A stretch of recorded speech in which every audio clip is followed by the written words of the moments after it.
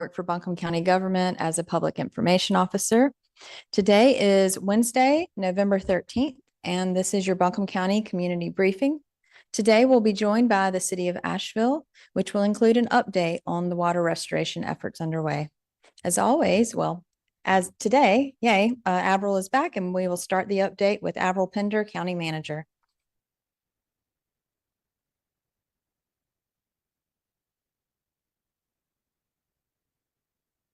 Good morning. Buncombe County residents have until Friday to apply for the 2024 Homeowner Grant Program. Applications are now open until this Friday, which is November 15th, and can be obtained at buncombecounty.org/homeownergrant. That is one word, buncombecounty.org/homeownergrant, or by calling 828-250-5500. That is 828-250-5500. Phone support is available in any language. Qualified homeowners can receive financial assistance for housing-related costs, such as property tax bills and other housing costs, including mortgage or homeowners insurance. There are several new aspects to this year's program, including new eligibility requirements, and now mobile homeowners may receive this grant. Once again, to learn more or apply, you can visit buncombecounty.org/homeownergrant or by calling 828-250-5500. Moving to an update on hazard mitigation for Helene. Buncombe County residents can receive funding to make their homes more resilient through home projects that reduce the long-term risk and impacts of natural hazards such as floods, wildfires, and storms. Participation in the program is entirely voluntary. You can apply online or in person. To apply online, complete the 5-minute grant information request. We will add that link in the chat for your assistance, or you can scan the QR code on the screen with your phone. After submitting the request, you will receive an email from a hazard mitigation team member. Complete and return the application as instructed in the email. To apply in person, you can visit the Asheville Mall through this Friday from 10 a.m. to 6 p.m. Staff will be on site to answer questions and accept applications. No appointment is necessary.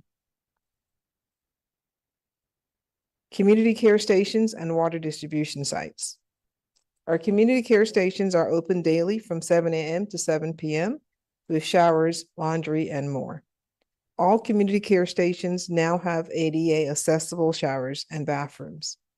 The location are At Home Store parking lot on Merriman Avenue, Big Lots Innsbrook Mall, Buncombe County Sports Park, Bethel United Methodist Church, Fairview Ingalls, Swannanoa Ingalls, Owen Pool, Morgan Hill Baptist Church. Water and meals ready to eat are available at distribution sites daily as well, and they are located at Skylanes Bowling Alley, Black Mountain Ingalls, Swannanoa Ingalls, Linwood Crump Shiloh Community Center, Pack Square Park, Buncombe County Sports Park, and Fairview Ingalls. Our Buncombe County Public Health mobile team, they're out this week providing free vaccines. They're scheduled this week, Tuesday and Wednesday,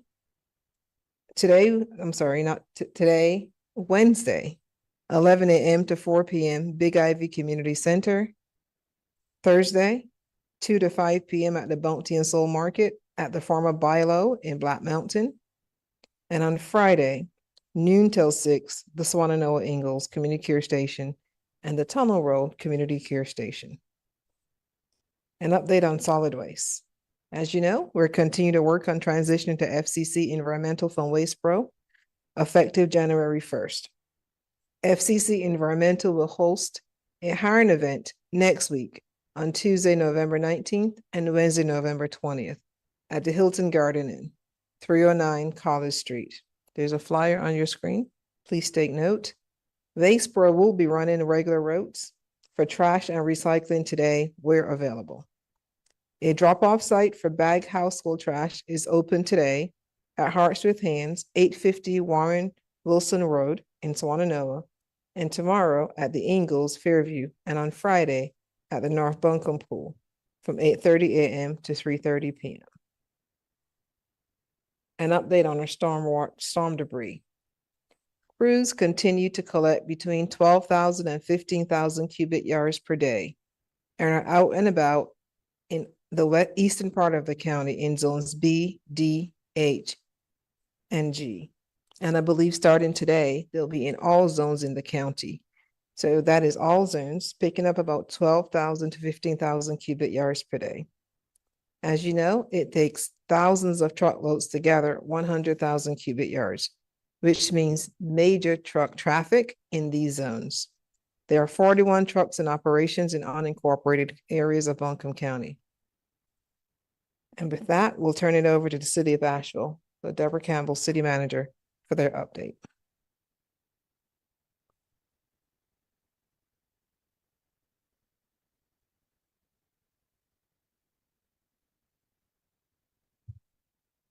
Thank you, Everett, and good morning. Again, my name is Deborah Campbell, and I serve as the city manager of Asheville. I will start today, as I have in each briefing, by thanking everyone in the community for your continued support and ongoing efforts to help our community recover from Helene. We are on day 49 of our emergency response and recovery efforts. I would usually also mention the city's focus areas, but I will save that for later in my remarks when I share information about our newly proposed organizational structure as we transition from response to recovery. This morning, we will have a few and brief updates.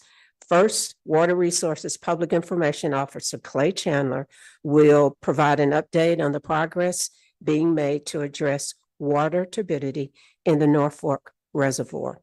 I will follow Clay with updates on our water distribution and mill sites, storm debris removal efforts, economic recovery, and the organizational structure we are putting in place to address long-term recovery needs. I'd like to turn it over to Clay Chandler for our water resources update.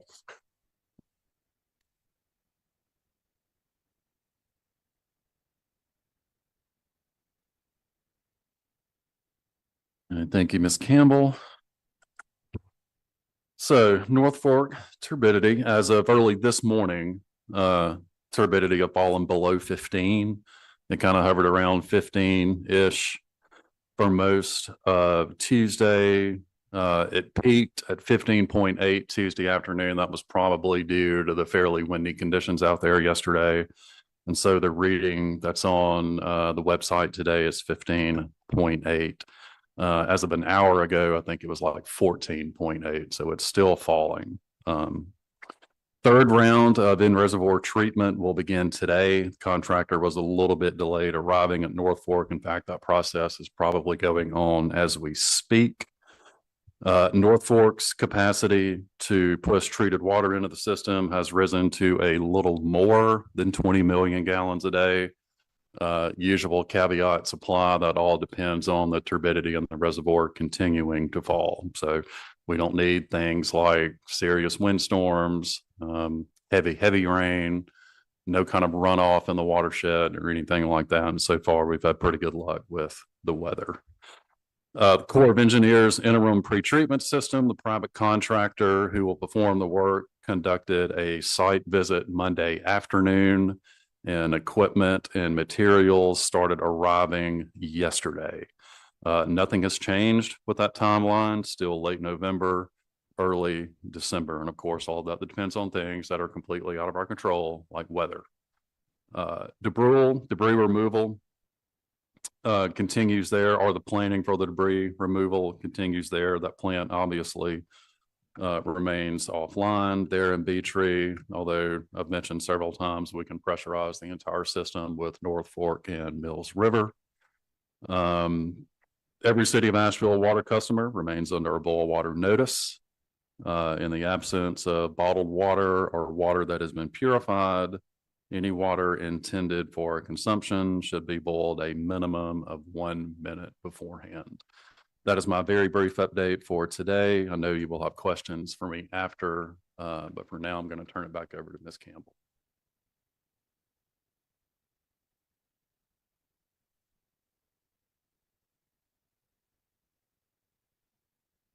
Thank you, Clay.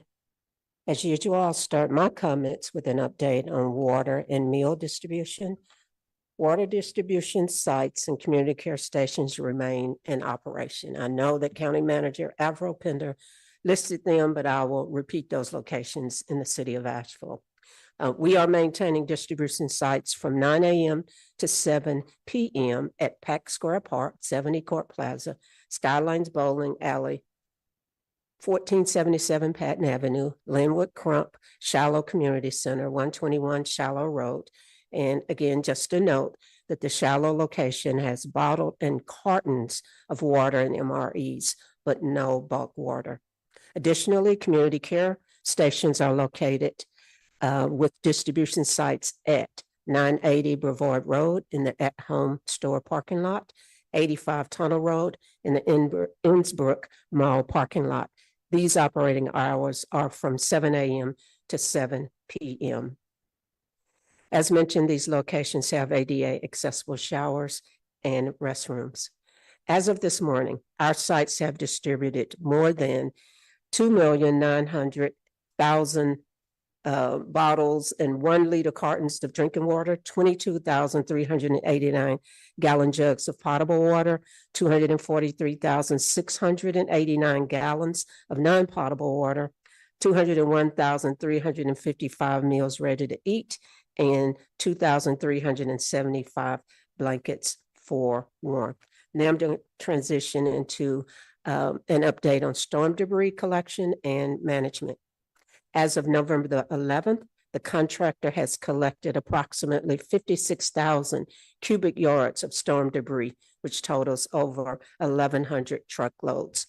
Work is still focused on public right-of-way cleanup, and we continue to encourage our residents and businesses of Asheville to sort storm debris appropriately and move storm debris to the curb. Today, the contractor will have 27 trucks running. The zones will be as follows.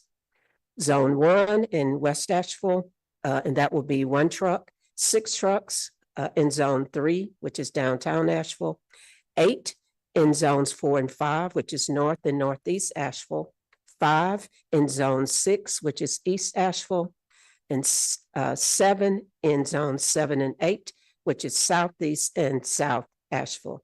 Excuse me. Our storm debris collection contractor continues to rotate throughout the city, focusing on collecting in areas with high concentrations of storm debris.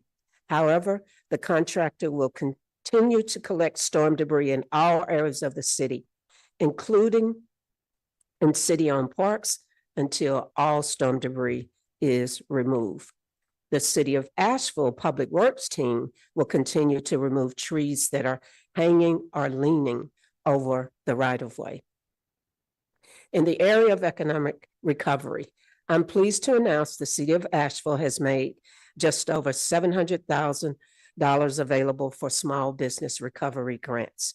The grants will be distributed by our partners at Mountain BizWorks as part of the Asheville Buncombe Rebuilding Together Grant Fund. Businesses within the city limits of Asheville that employ fewer than 200 full-time workers will be eligible to apply for grants of up to $25,000. And I want to repeat that these are eligible to apply for grants of up to $25,000. These grants are meant to help businesses recover losses that aren't covered by other forms of assistance. This could include repair and replacement of lost business infrastructure, inventory, equipment, or working capital. The grant application and requirements are available on the Mountain BizWorks website. Please visit www.mountainbizworks.org/abgrants/ to learn more. As I stated earlier, I would discuss our slightly Let me see. I think I got my things out of order. Here we go. Yesterday, at the November 12th council meeting, as part of the manager's report, staff presented information on an organizational structure designed to align federal and state funding resources to initiate both a rapid response and long-term recovery process. This structure includes focus areas around housing, storm debris, economic recovery, water recovery, infrastructure, arts, and cultural resources, and functional support, which includes cost recovery, community capacity building, administrative, and data communication. Haggerty Consulting, Inc. has been contracted to provide support through the recovery process in these focus areas that I mentioned earlier. Staff has scheduled a number of meetings with council on the following dates: on November the 19th, on December the 5th, and on December the 10th. More information about these meetings and the organizational structure can be found at the city's website at www.asheville.nc.gov. And in closing, and as usual, I'd like to extend my continued thanks and gratitude to the mayor and city council, all of our dedicated City of Asheville employees, our other partners in the county, state, and federal government, as well as our private and nonprofit partners who continue to find creative solutions to our community's recovery. Thank you, and I'll turn it back over to Stacy.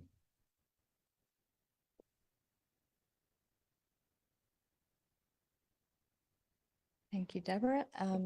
At this point, we will open the briefing up to questions from media partners who are on the line. This is John Boyle from Asheville Watchdog. Question for Clay. It's on his way.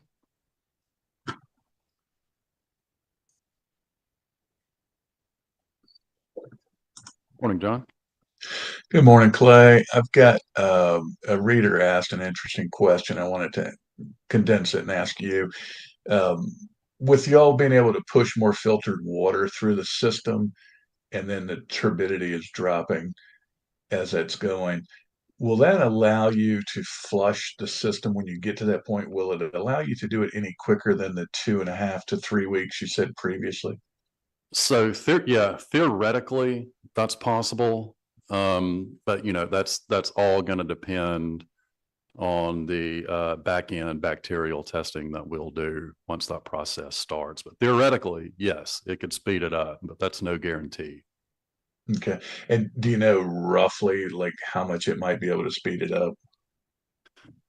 It would be total speculation. A day, 3 days, it's impossible to tell at this point. Okay. All right. And then this is more of a public service thing, and I've experienced this too, but the same person was asking about trying to find the numbers, the testing numbers on the website. I found them the other day, but you got to kind of hunt around for them. Can you give people a very clear way to find those if they're interested in looking at the test results themselves? Yeah, so the link that goes to the sampling results lives at the very top of the water services recovery page. I believe it's linked something like sampling plan or something like that. And it's pinned. It's not going to move from the top of the website. And I believe that address is asheville.nc.gov/Helene/water services recovery. Great. Thank you. That's all I got to go. I think we've added that to the chat too, so that should be easily accessible. Oh, fantastic. Okay, thank you. Sure. That's all I got.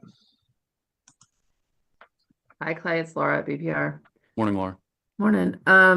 Any updates on the progress of the Army Corps build out and timeframe on that?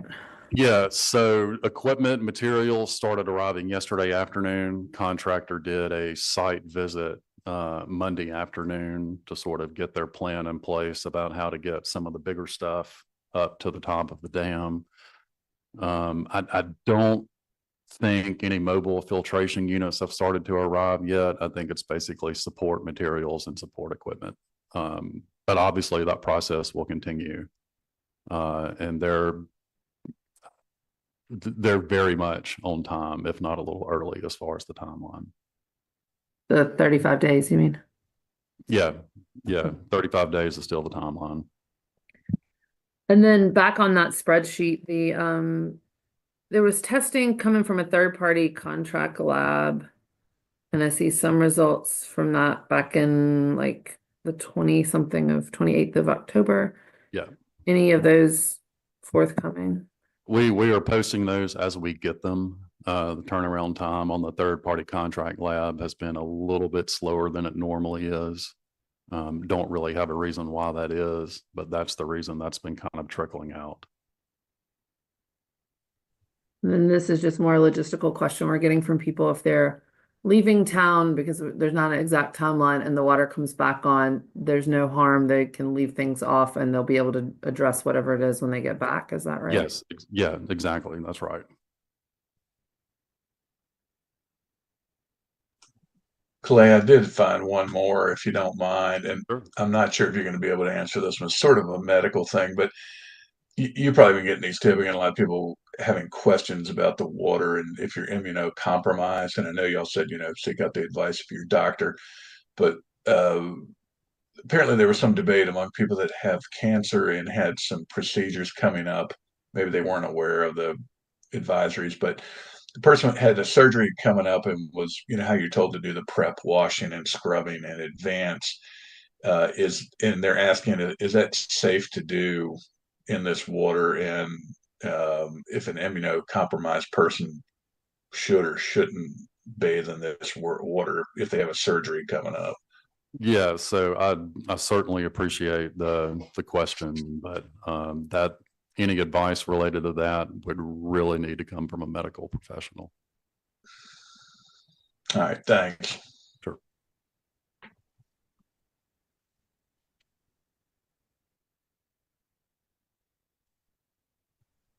Any additional questions? Hi there, this is Laura Hackett with Blue Ridge Public Radio. I had a question about some of the rent assistance that is operating through Eblin Charities. Do you all have a sense of what the turnaround time is for those people seeking rental assistance? I heard it was like a 30-day turnaround time. Great. I think City Manager Campbell is best positioned for that. Thank you. We are not certain. We did have a council member suggest at the meeting last night that it was around 30 days, but I don't know definitively, but we will definitely get a response and get that to the county to put somewhere.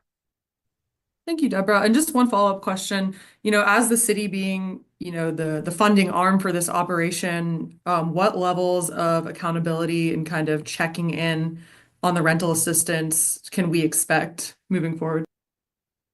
Well, I think it would be consistent with how we manage all of our contracts and monitoring. And the reason that we actually even chose these particular organizations is because of their high level of performance and credibility. So yeah, I don't know if I can give you any specific details on the process, but there will be a lot of monitoring that is actually built into some of our contractual arrangements with these groups. Thank you, Deborah. Just one more follow-up. I know that sounds like there's not too much you can share on it, but could you share how frequent the reporting is typically from organizations who were, giving money to for programs like rental assistance? I don't have that answer, but we will get it. Thank you. And just a note, this program is just beginning, so we don't have a whole lot that we can report on it. But we would keep you posted.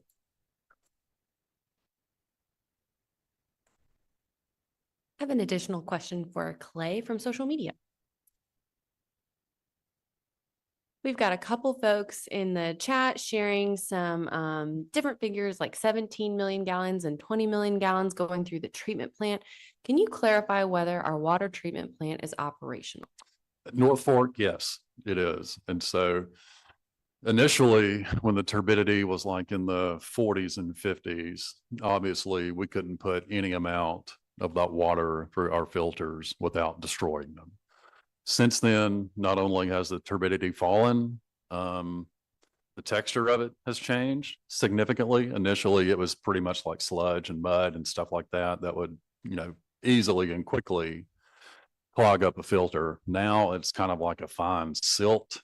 Does not clog the filter as quickly. We're able to run the filters for like 25 to 30 hours before we have to stop and clean them with a backwashing procedure. So yeah,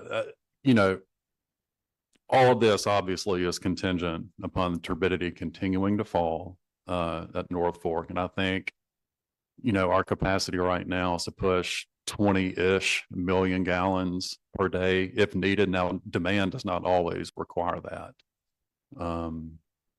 So we've gotten, we're very, very encouraged that turbidity is continuing to fall. We think this latest round of in-reservoir treatment that started today will continue to help that process. And not only has it fallen, but it doesn't have that sludgy, thick texture that it did in the beginning. It's very, very fine particles. And even though that treatment plan is working, we are still under a boil water advisory, correct? Correct, yes.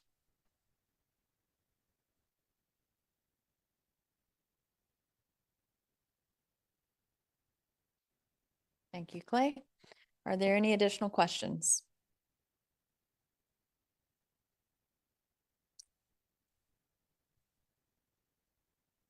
All right, hearing none from the chat or from anyone on the Zoom call, we'll go ahead and wrap up today's community briefing. Just a reminder that if you have Helene related questions, you can call the One Buncombe Call Center. They're open Monday through Friday, 9 a.m. to 5 p.m. And that number is 828-250-6100. And with that, we'll wrap up today's community briefing. We will be back tomorrow at 11 a.m. with additional updates from the city of Asheville as well as other partners. Thank you.